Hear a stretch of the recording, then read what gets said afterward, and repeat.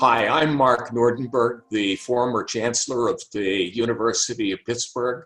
I currently serve as both the chair of Pitt's Institute of Politics and director of its Dick Thornburg Forum for Law and Public Policy. It is the Institute and the Thornburg Forum that are sponsoring this Governance in Crisis series. And on their behalf, I extend a welcome to each of you. It is a particular pleasure to be able to welcome Chuck Rosenberg to our series. I say that because I have been a long time and very strong admirer of Mr. Rosenberg, who I consider to be one of the country's truly outstanding legal analysts, someone who is always calm and clear and convincing. Building on his extraordinary career in federal law enforcement, Chuck has become a widely respected commentator on legal issues generally and on issues relating to federal law enforcement in particular. He joined the Justice Department through the Attorney General's Honors Program right out of law school and went on to hold an amazing succession of very important positions in both Republican and Democratic administrations.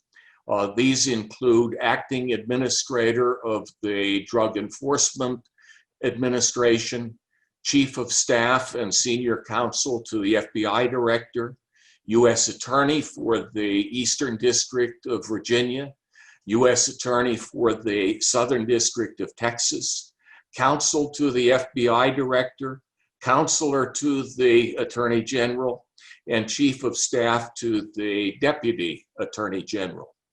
Chuck currently is a senior counsel and member of the White Collar and Regulatory Enforcement Group at the Crowell and Mooring law firm in Washington, D.C. He regularly appears as an analyst and commentator on NBC and MSNBC. He also writes regularly on legal issues and is the host of a very popular podcast called The Oath. How popular, you might ask?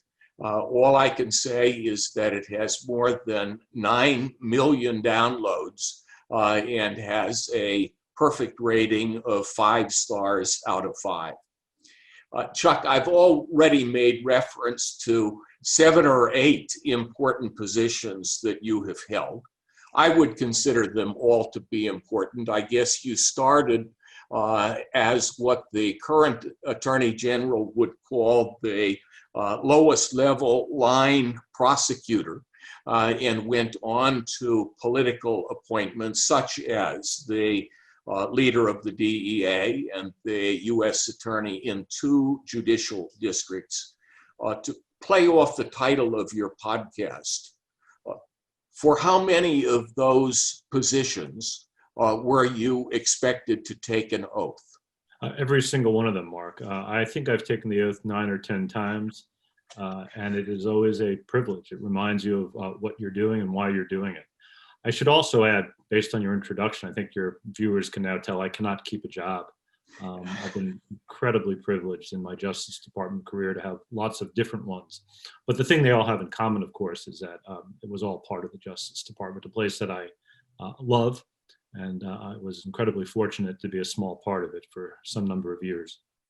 And when you take the oath, just to make this more real, what do you actually do? Is there someone there administering it, or is it something that you complete on paper, or how does that work? Well, both. You actually sign an oath, and then typically there's someone there who administers it as well. So you put your right hand in the air and you repeat the words of the oath to support and defend the Constitution of the United States against all enemies, foreign and domestic, and to bear true faith and allegiance to the same. That's not all of it, but that's certainly an important part of it. And by the way, I should add, as U.S. Attorney and as the head of the DEA, I also administered the oath to hundreds and hundreds of people. And it's an incredibly moving ceremony because you recognize in the oath that we are not pledging allegiance to a political party or to a president or to a person, but to the Constitution. And that's sort of at the heart of it, what the oath is about and why it matters so much, that our allegiance is to the Constitution and to the country, regardless of who is in charge of it.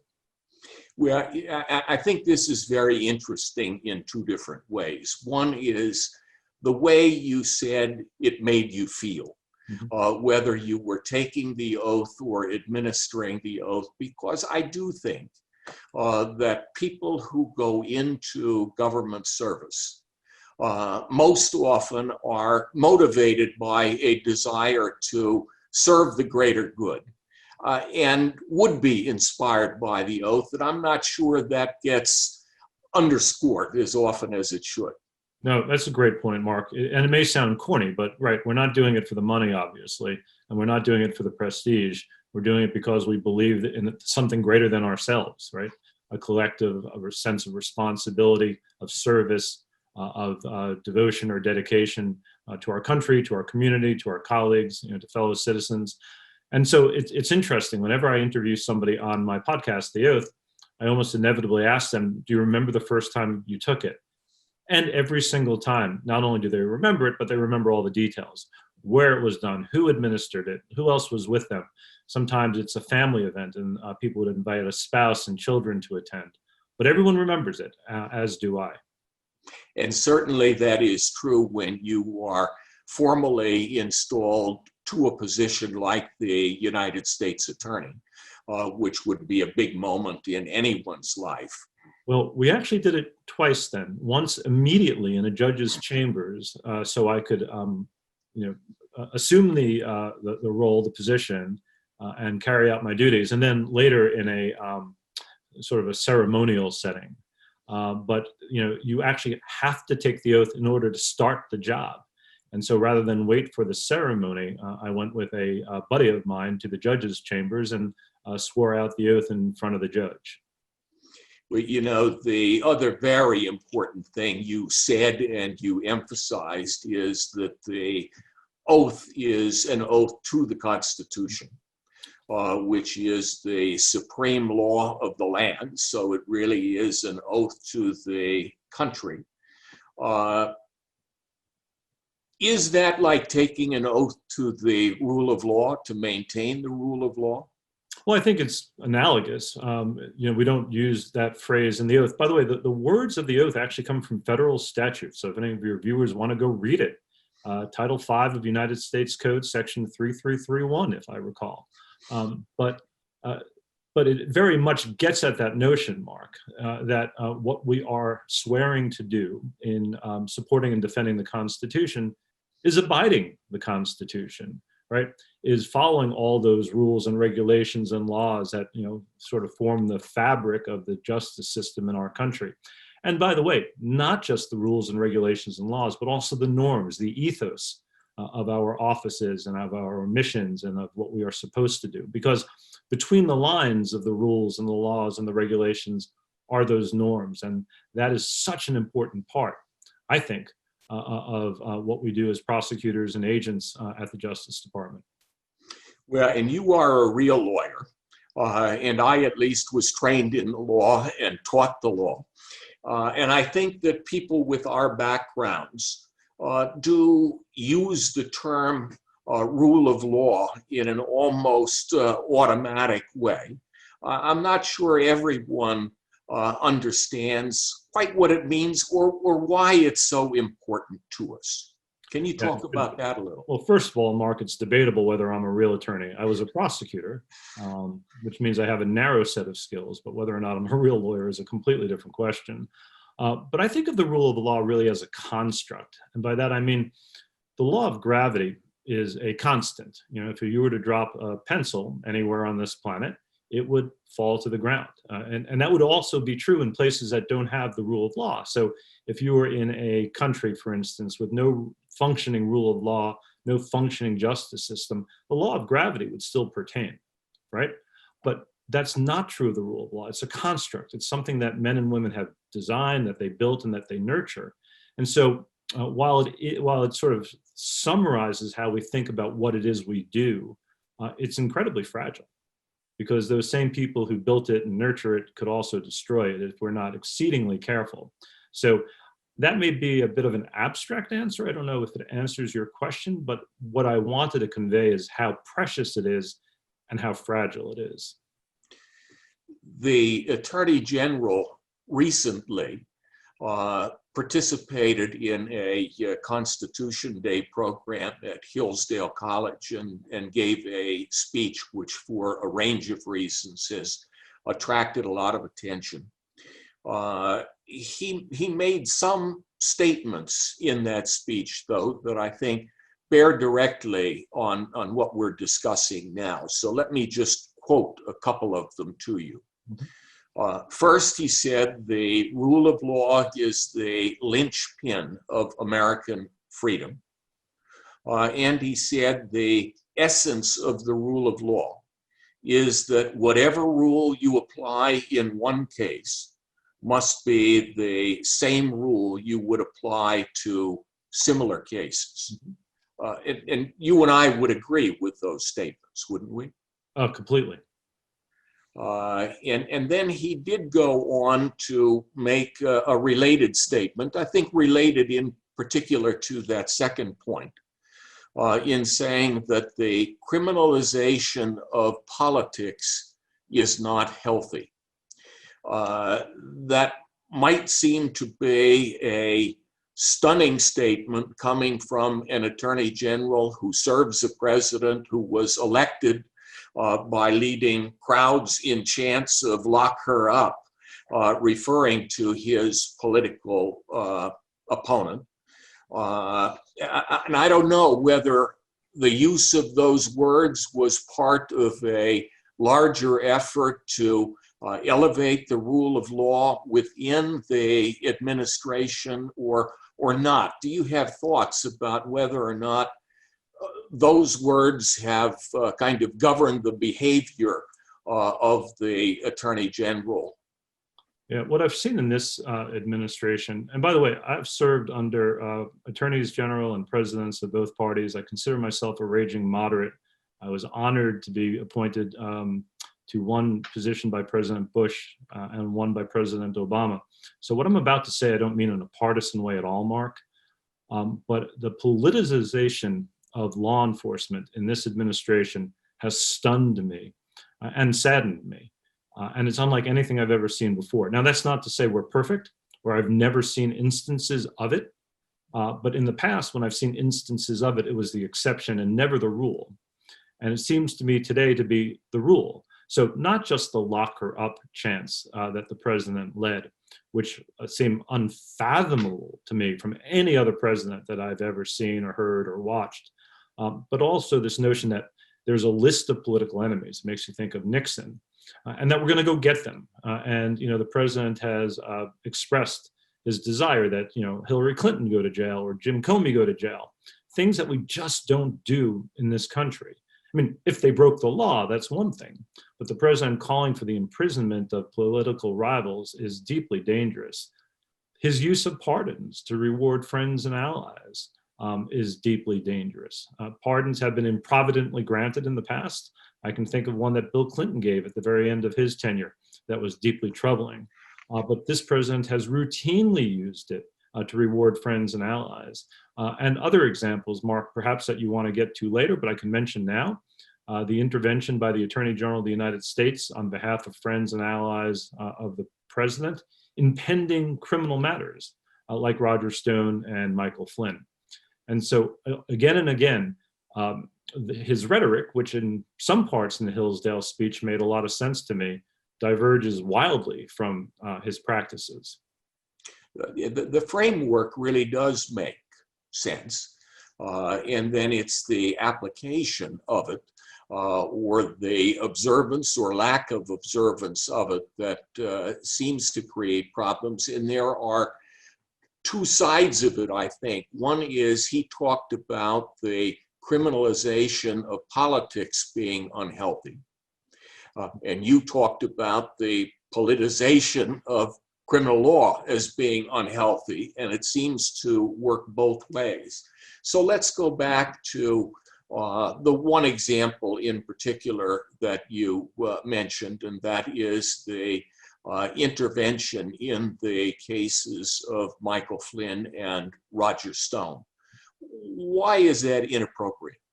Well, so let me set it up with some context first. The Attorney General is the head of the Justice Department, and all the authority of the Justice Department is vested in the Attorney General. That's true by statute, Title 28 of the United States Code, Section 509. You can read it for yourself. That said, the Attorney General is also a political actor. He's a member of the President's cabinet, and there are perfectly appropriate political tasks for an Attorney General, for instance, in the selection of federal judges, or perhaps in promulgation of policy. But the one place where an Attorney General can never transgress is in the law enforcement, where a president can never transgress is in the enforcement of criminal law in the United States. And so we know that this president has strong feelings about the prosecutions of Michael Flynn and Roger Stone, and that's precisely where we've seen the Attorney General intervene. The Michael Flynn case, I think, is a great and dramatic and sad example. Here's a man who pled guilty twice in front of two different federal judges in federal court to lying to the FBI about material matters involving his conversations with the Soviet ambassador to the United States, Sergei Kislyak. For some crazy reason, and that's the best word I can think to describe this, Mark, is crazy, the Attorney General sort of came up with this theory that General Flynn's lies were not material, and then intervened in federal court on the defendant's behalf, on Flynn's behalf, to have the case dismissed. It was so jarring, it was so unusual, and it was so improper that prosecutors, line prosecutors, career prosecutors associated with the case resigned from the case. And you don't see that, right? I mean, that's not how we do our work as career federal prosecutors. We understand that we have political superiors. We understand that our views may diverge from theirs. We understand that when our views do diverge from theirs, they have the final say. But I have never seen it improperly exercised. And so when the president, through his Attorney General, intervenes on behalf of Michael Flynn or Roger Stone to lower his second sentencing recommendation, it's those types of political interventions in the criminal enforcement mechanisms of the United States that cause prosecutors around the country to just sort of gasp, because that is not the type of thing that we see. And when we do see it, it is deeply, deeply disturbing. And in that case, there is intervention, basically using the law as a shield for the two gentlemen that we were discussing. Now, there also was a recent resignation of a career prosecutor in the investigation that is being led by the U.S. Attorney from Connecticut at the request of the Attorney General. Can you talk a little bit about that? Sure, and some context. So the U.S. Attorney in Connecticut is John Durham. He's been in the department for a long time. I know John, and he has a wonderful reputation. He was asked to investigate the origins of the FBI's counterintelligence investigation into Russian interference in the 2016 election. John's top deputy, a woman named Nora Danahy, also a longtime, highly respected career prosecutor, recently resigned from the Durham task force, for lack of a better word. She was reportedly, according to the Hartford Courant, disturbed by political pressure being brought to bear on their work, and I can assume on the timing of their work, because Mr. Barr has said he would like the Durham report, his findings, out before the election. Can I add some more context here, Mark? And if I'm blathering too much, just tell me to stop. But there is a long-standing policy in the Department of Justice that we, as federal prosecutors, take no overt investigative steps intending to affect the outcome of an election. Now, that has been construed as a 60-day rule or a 90-day rule. Actually, there is no number attached to it. When I was a prosecutor, I just thought it meant after Labor Day in an election year, which is roughly a 60-day rule. But the rule is that you don't interfere in an election, and we all know that. And so by its very terms, and this goes back to something I said earlier about norms as opposed to rules and regulations, by its very terms, if Durham is not charging Donald Trump or Joe Biden with a crime, he fits within the definition of the policy because he's not interfering in an election, right? Construed narrowly, it would mean you don't charge a candidate in the run-up to an election. But there are also norms at work, which means more generally, as you step back from the policy, you don't do anything to interfere. And you don't read the policy narrowly, you read it broadly, and you read between the lines, which includes not taking any step that would interfere in an election, including, in my view, the release of a report favorable to the president, timed in advance, a few weeks perhaps, of our November presidential election. And that's what I mean by norms, right? In the abstract, it can sound a bit confusing, but when you sort of drill down on it, we know how to behave, right? And so it's not just the written words of our election policy. We don't do anything to try and tilt the playing field in favor of one candidate or another. And that, in my view, would include not releasing a report politically favorable to the president in advance of an election. And in this case, it seems to be a case in which there actually is a race to get this done so that it can be released prior to the election. That's right, Mark. And that is reportedly what troubled Nora Danahy. Now, I don't want to speak for Nora, and Nora has chosen not to speak about it, which I admire and respect. But the Hartford Courant ran a story in which it seemed to have spoken to people close to her, and they reported that that was apparently her concern. We'll see. Maybe at some point she'll tell us herself. But I can tell you this. Federal prosecutors and federal agents, whether they're FBI or DEA or ATF, what have you, don't leave big cases in the middle unless there's something desperately wrong. Now, maybe it's a personal issue, and if it is, it's none of our damn business.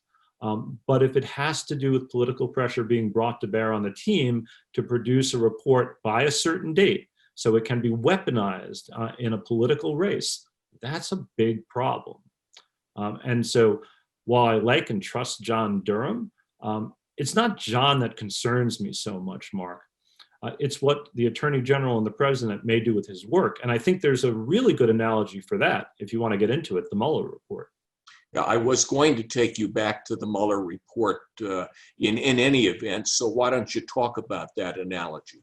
Sure. So whenever I'm biased, I like to tell people I'm biased. I work for Bob Mueller. I think the world of Bob Mueller. I would walk barefoot on broken glass for Bob Mueller. I often tell people that working for him often felt that way. But he is an American hero, an American icon, a Marine officer who served in Vietnam 12 years as FBI director, former federal prosecutor, a man of tremendous integrity and dignity. His team, when he led the special counsel's office, produced a 448-page report. Volume 1 focused on Russian interference in our 2016 election, something about which there is unanimity in the intelligence community. About what the Russians did and why they did it. Volume 2 was about obstruction of justice. And in it, the Mueller team outlined 10 steps that the president took to interfere, to obstruct the Mueller team's investigation of what happened. And it's really pretty dramatic. I don't expect anyone to run out and read a 448-page report. I've read it twice, but you can at least read the executive summary. It's very disturbing. But when that report was released, it was first released by the Mueller team to the Attorney General, who then I saw mischaracterized its contents, basically sort of twisted what the Mueller team found, downplayed their findings, said essentially that they weren't making any, sort of criminal allegation, and that, we should all just essentially move on. That completely missed the point, particularly of Volume 2, Mark, the obstruction section of the report. What the Mueller team said was that there's an existing Department of Justice policy. It was promulgated first under Richard Nixon, and it was promulgated again under Bill Clinton. So a Republican and a Democratic president, which said that you can't charge a sitting president with a crime while that person is in office. And what the Mueller team said was, because of that policy, we're not going to make a recommendation. We think that would be unfair. If you can't charge a sitting president, nor should you recommend a charge against a sitting president. And you can see the Mueller team just played it straight down the middle. They were beyond fair. They were remarkably restrained in how they wrote their report and what they recommended to the Attorney General. But the Attorney General twisted it to say that they didn't make any such finding. Technically true, but true because they were constrained by Department of Justice policy. If you actually read the report, and again, I understand folks don't want to read 448 pages, but if you read the executive summary, you'll see a stunning pattern of obstructive behavior by the President of the United States. I've said on television, and I'll say again for this forum, if anybody else did what the President allegedly did, as outlined by the Mueller team, they would be charged, they would be convicted, and they would be incarcerated. That's a strong statement. Let's fast forward to some uses of the law that are more current. The first involves the report that the Attorney General had discussed bringing sedition charges against both protesters, rioters, I probably should say more accurately, and about the elected officials in some of the cities where the riots were taking place. I'd never heard of anything like that. What's your thought? Yeah, so this one gets a little bit more complex. So again, I'll throw another statute at you. 18 U.S.C. 2384 is the sedition statute. And when we think about sedition, we often think of a conspiracy to overthrow the government of the United States. Actually, you can commit sedition in several different ways, and the most dramatic of them is to overthrow the United States government. But if you read the entire statute, also forcibly seizing property of the United States or hindering law enforcement can be types of sedition chargeable under that statute. And so I think immediately everyone raced to the conclusion that the Attorney General was arguing that these protesters were trying to overthrow the United States government and that bringing a sedition charge would be utterly insane. I also want to be fair to the Attorney General because the sedition charge can be read in different ways. There are different ways to violate it, and there are less serious ways to violate it. So if he's only talking about the seizure of federal property, which seems like a strange way to think about sedition, but is nevertheless in the statute, you could have that charge under certain circumstances. Have U.S. attorneys around the country ever brought sedition charges? Yeah, rarely, but we have. And have they ever been based on conspiracies to overthrow the United States government? Again, occasionally, but rarely. But they've also been predicated on those other ways that you can violate the statute. And so I think this is a place where the Attorney General's intent wasn't very well explained or very well described. And I think because he has lost the confidence of so many people, commentators immediately raced to the worst possible construction of what he said. So while I am not a fan and I have been a severe critic of him, I also think it's important to be fair when there's another explanation that could lie. What about the use of that criminal statute against the elected leaders in those communities? Yeah, that seems to me, Mark, to be utterly bizarre. Now, I don't know that he necessarily said that. I mean, I know that the president and the attorney general have talked about anarchist cities, which is troubling to me in its own right. Look, if a mayor of a city has violated the sedition statute, well, then, so be it. Then we ought to bring charges. But I haven't seen anything approaching that sort of behavior from our elected leaders in those cities. I want to be very clear about that. I think it would be wildly inappropriate, based on what I've seen and what I know, for anybody to suggest, for instance, that the mayor of Seattle has committed sedition. That strikes me as nuts, which I know isn't a technical legal word, but sort of conveys how I feel about it. But, so the Attorney General, I think, has squandered a lot of his goodwill. And I also hate this notion that we talk about America as, red versus blue, or cities versus, rural areas. I mean, we're all Americans. There are people who live in blue states who voted for Mr. Trump. There's people who live in red states who didn't. And the way that the president in particular has divided us, it strikes me as both sad and dangerous. We're all Americans, for God's sake, and we ought to find some common ground and pull together. So let me just go back quickly to the last example and the most recent example you touched on, the declaration that New York City, Seattle, and Portland were anarchist cities, a declaration that I think did come out of the Department of Justice and was intended to put some funding at risk. Again, I'd never heard of anything like that. Nor have I, Mark. I don't remember ever hearing anything like that. Look, it seems to me, and I hate to be so cynical, that it was designed for political purposes.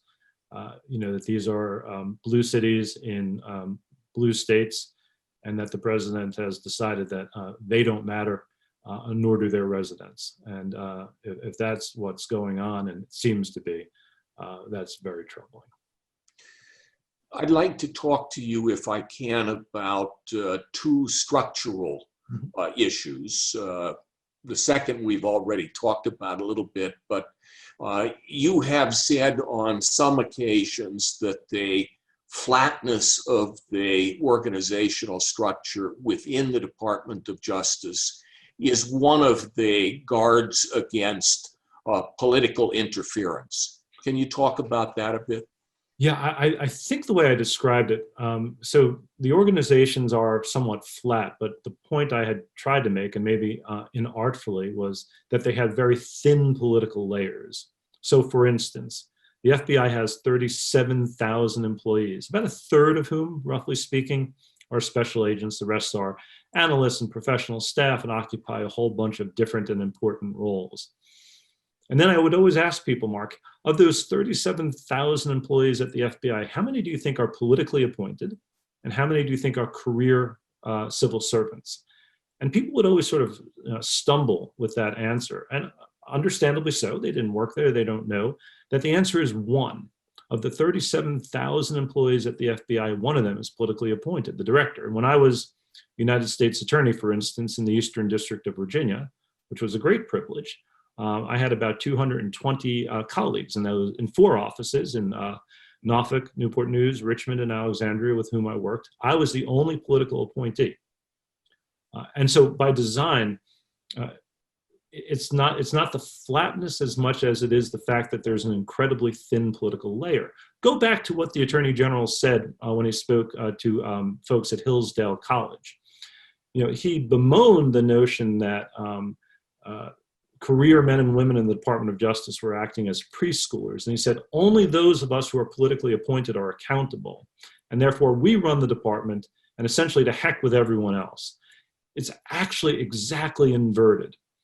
The strength of the Department of Justice is that you have folks who have given their professional lives to that institution, who understand and apply the rule of law, who are consistent and apolitical. And that's where the most important decisions get made. Of course, as I said earlier, if there's a difference, right, the political boss gets to decide, but it should never be for an improper or political reason.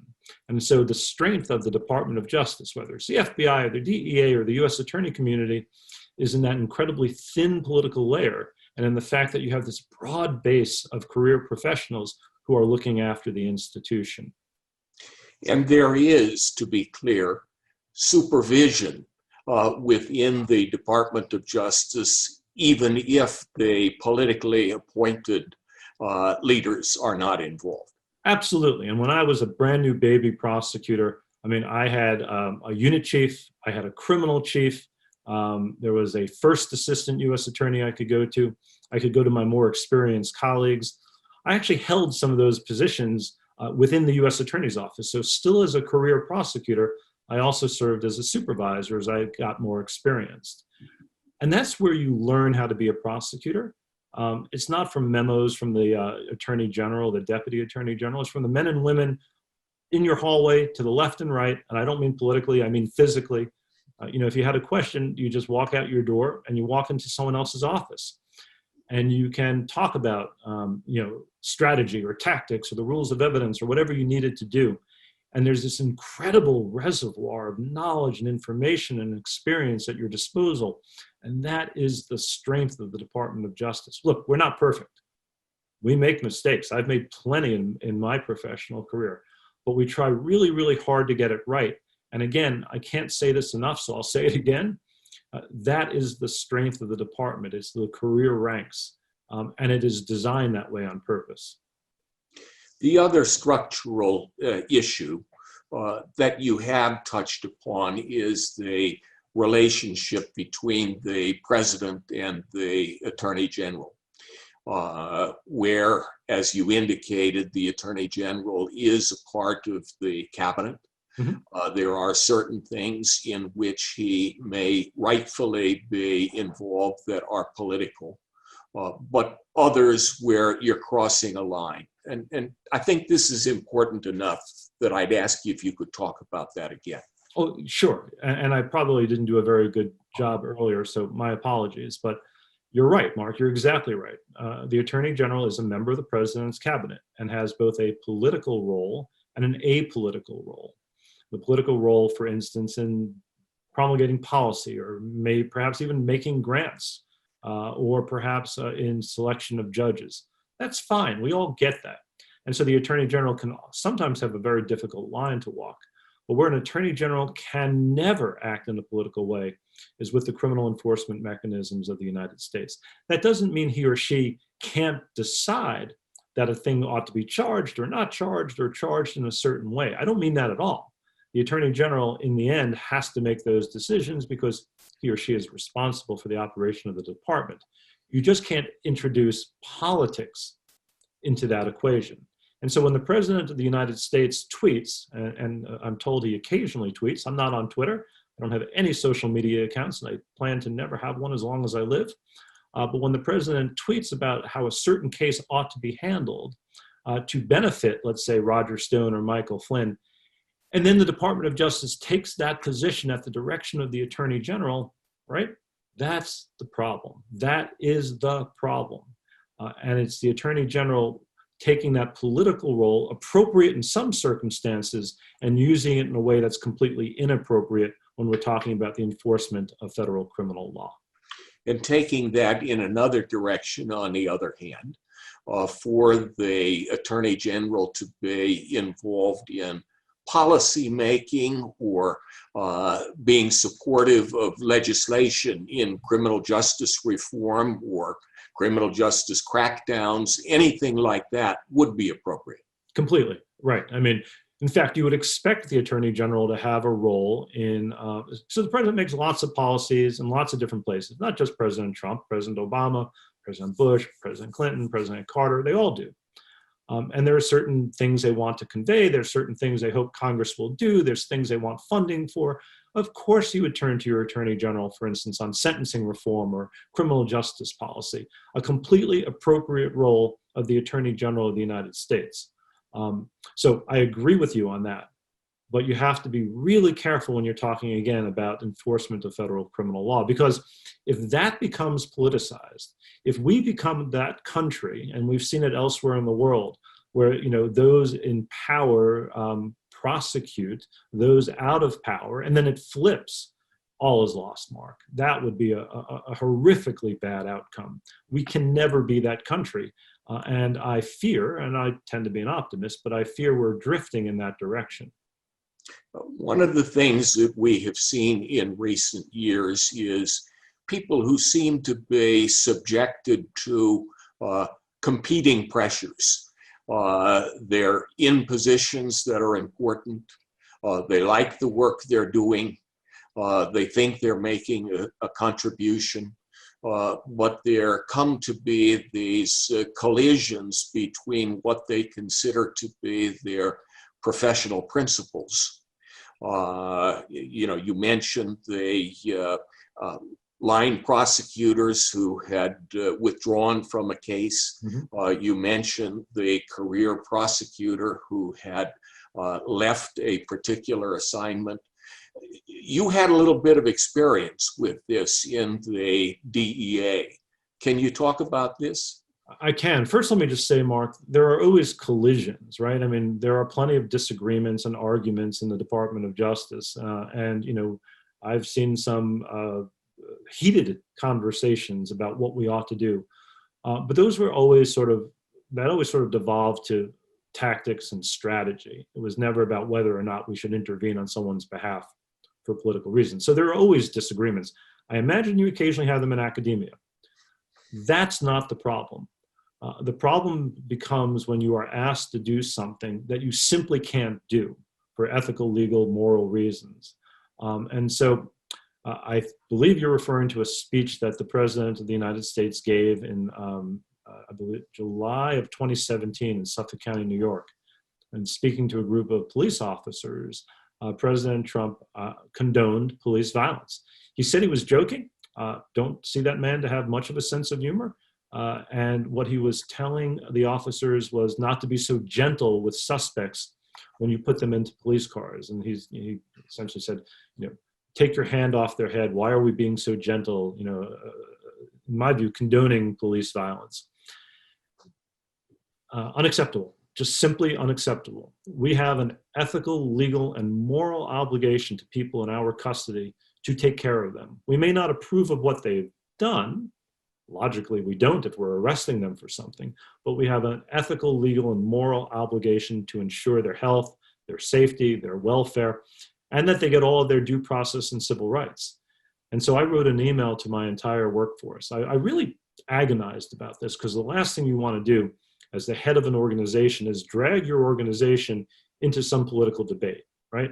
When I ran the DEA, I wasn't even technically a political appointee. I was in a career slot running the DEA. So at that point in time, you know, the 13 or 14,000 men and women of the DEA were all career civil servants, including me, even though I was in charge of it. But you don't want to drag them into a political debate. That's dangerous. You want to keep them out of that. And if there's flack, you want to absorb it yourself. But I felt so strongly about what the president said.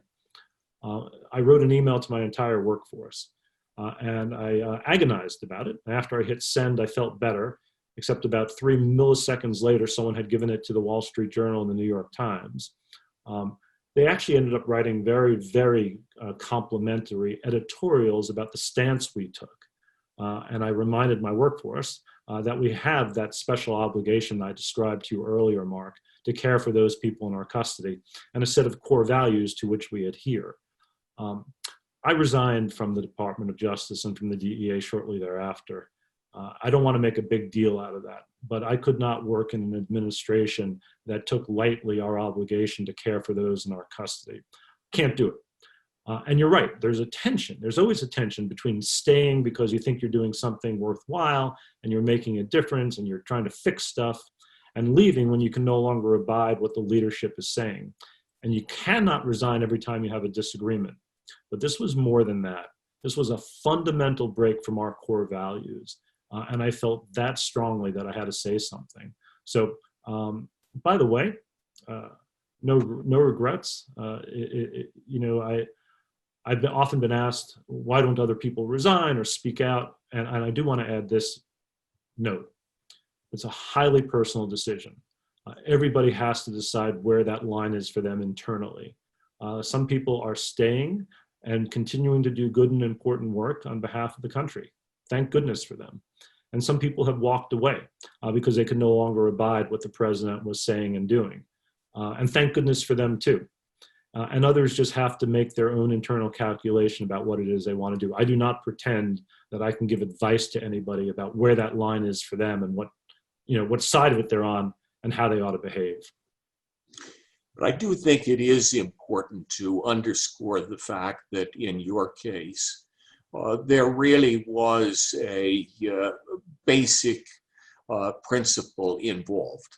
At least I always have thought that the ways in which we treat those who are accused of crimes and in fact, the way that we treat those who have been convicted of crimes, to a large extent defines what it means to be an American, because the protections that we are expected to afford to them aren't always easy to extend. That's right. And I'm going to mangle the history here, and I do it with some degree of trepidation talking to a university forum, but I think it was Hubert Humphrey who talked about how we care for those in the dawn of life, the twilight of life, and in the shadows of life. And so, maybe you're referring to folks here, Mark, in the shadows of life. Again, we don't approve of what they did. We have laws that they violated. They ought to be held to account and punished in some way, but we have to take care of them. They are still our obligation. And oh, by the way, an overwhelming percentage of people, I don't know the precise number, but I'm guessing it's in the 99% range of those who are incarcerated return to our streets. And we hope that when they do, that they are functioning citizens, that they have jobs, they pay taxes, they take care of their friends and family, that they participate in society in some constructive way. And so the way we treat them on the way in may have some bearing on how they behave on the way out. And so if you just want to be Machiavellian about it, we ought to take care of them on the way in. But I think it's much deeper than that. I think we have an absolute, as I said earlier, moral, legal, and ethical obligation to those we arrest. Don't have to approve of their conduct, but we have to ensure that all of their rights are met. And I saw the president talking and acting in a way that completely contravened those values that I care about. Well, how we deal with the return to normal life of those who have been convicted might be the subject for an entire discussion between us. And I'd like to take this discussion toward its conclusion by asking you a non-leading question, if I can remember my evidence and trial advocacy. Mr. Rosenberg, what, if anything, memorable happened to you on the very first morning of your service in the Justice Department? Yeah, I think technically a non-leading question, Mark, but leading questions are fine, by the way, on cross-examination. So we will permit it, and I will answer your question. So I'm a brand new baby attorney in the Attorney General's Honors Program. This is October of 1990. And the Attorney General of the United States is a fellow you've heard of named Dick Thornburgh. Now, I was a classmate of his son, David, at Harvard. And David, to this day, remains a very, very dear friend. And David knew I was going to the Department of Justice, and he said he was going to let his dad know. And I didn't think twice about it because his father, of course, is the Attorney General. And that's a big deal. And I'm, the newest of the new, the greenest of the green. I'm not sure if it was my first day or my second day, but it was my first phone call. I remember that. My phone rang at my desk. I picked it up. I said hello, and the voice on the other end said, "Hey, Chuck, it's Dick Thornburgh." I immediately dropped my voice to a whisper because I had two office mates. I said, "Oh, hi, Mr. Thornburgh." And he goes, "You're whispering because you don't want anyone to know the old man's on the line, right?" And I said, No, not at all," although that was exactly right. He said, "Why don't you come on up and say hello?" Now, I had no idea how this thing worked, but I went upstairs to say hello. I went to the Attorney General's suite, this magnificent suite on the 5th floor of the Department of Justice. There's about three layers that you have to get through before you get to the Attorney General's actual inner sanctum. And I told the very nice lady at the first desk that I was, my name is Chuck Rosenberg. This is my second day at the Department of Justice. And the Attorney General called me to invite me up to say hello. And she looked at me like I was out of my mind. I mean, that literally some insane person had, snuck into the Department of Justice off the streets of Washington and was now claiming that he had received a call from the Attorney General who wants him to come up and say hello. And I could see her reach under her desk to hit the panic button. And just seconds later, these FBI agents kind of emerged from different parts of the office. Thank goodness Mr. Thornburgh kind of burst out of his office and saw me all the way down the hall and said, "Oh, hey, Chuck, oh, I'm so glad you stopped by." The FBI agent stepped back. The lady who was scowling at me smiled, and Dick Thornburg ushered me into his office to welcome me to the Department of Justice. I don't think that happens for every brand new attorney. It was an honor to be working for Dick Thornburg at the Department of Justice. And that's how my career started. First one. What a way to start your career. And I think about all of the positions that you have held and all of the very accomplished leaders with whom you have been associated over the years. Are there, in your experience, human qualities that contribute to the strength of a person as a leader? Oh, absolutely. And you're right. I mean, I worked for Bob Mueller and for Jim Comey and Sally Yates and John Ashcroft, Republicans and Democrats, but all the thing they had in common, Mark, they were terrific leaders. So there are these pairs of what appear to be mutually exclusive traits that you find in great leaders. For instance, toughness and kindness. Great leaders are often both tough and kind. I think of Bob Mueller when I think of tough, and I also think of Bob Mueller when I think of kind. And he was able to be both, right? And he was able to be both all of the time. So always civil, always polite, always dignified. But when difficult decisions had to be made or when discipline had to be meted out, right, he could do that too.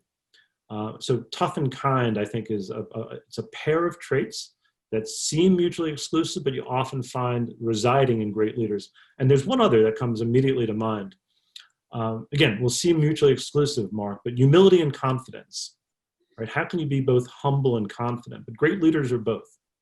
Humility requires the ability to shut up and listen, to acknowledge that there are people in the room around you who may know a lot more about a particular topic than you do, and to actually want and to solicit their advice, right? People who are humble are often great listeners. I saw that trait in President Obama, for instance.